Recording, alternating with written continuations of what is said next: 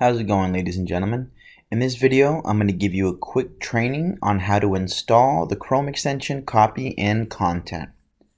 The first thing you want to do is open up a new tab and go ahead and go into the Chrome store.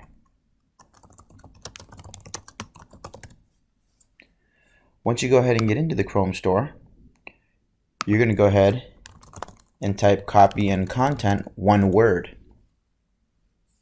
There it is. Add to Chrome, add extension. You'll see it come up here shortly. There it is.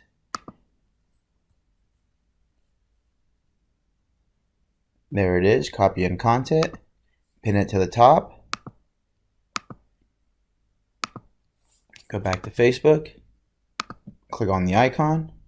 And here's where you log in. Log in. And your password should be 12345 initially, and then you can go ahead and get in there and change it. Have an awesome day. I'll see you guys for the next video.